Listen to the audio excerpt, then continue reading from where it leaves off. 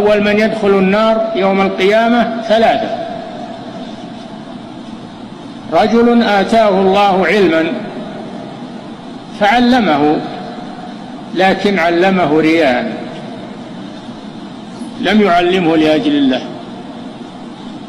فهذا يؤتى به يوم القيامة فيقول الله له: ما عملت؟ فيقول: يا ربي تعلمت فيك العلم وعلمته.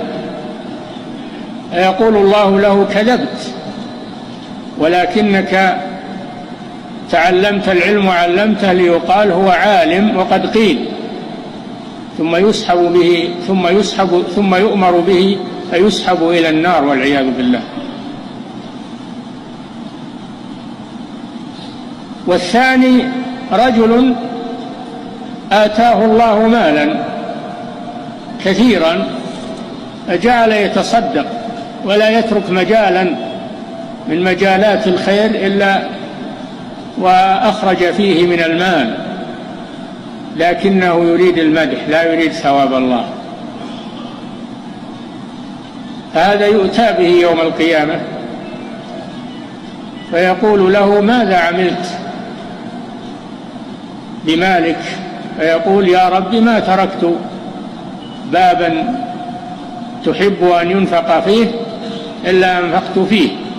فيقول الله له: كذبت، ولكنك فعلت ليقال هو جواد وقد قيل، ثم يؤمر به فيسحب إلى النار والعياذ بالله.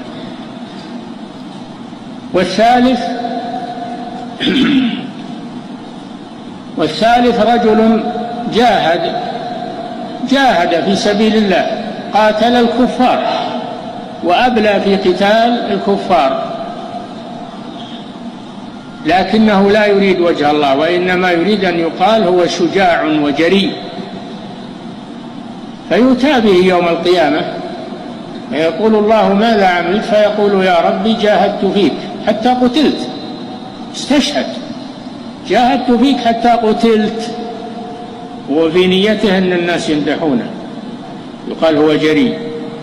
فيقول الله له: كذبت، ولكنك قاتلت ليقال هو جريء وقد قيل، ثم يؤمر به فيسحب إلى النار. هذا هو الرياء يا عباد الله، فلنحذر أن يدخل الرياء أعمالا. ولكن حكم أن الإنسان بشر، فقد يأتيه الشيطان ويوسوس له حب الثناء وحب المدح، فيتظاهر بالعبادة ليمدحه الناس، وهو أصله لا يريد الرياء، أصله بدأ العمل لا يريد الرياء، لكن جاءه الشيطان في أثناء العمل وأغراه بحب المدح والثناء، فدخل في قلبه شيء من ذلك. فهذا إن تاب إلى الله في الحال واستعاذ من الشيطان وترك الرياء وواصل الإخلاص لله في العمل فإنه لا يضره. وأما إن استمر معه الرياء فإن عمله يبطل، لأن الرياء يبطل العمل، لأنه لم يقصد به وجه الله.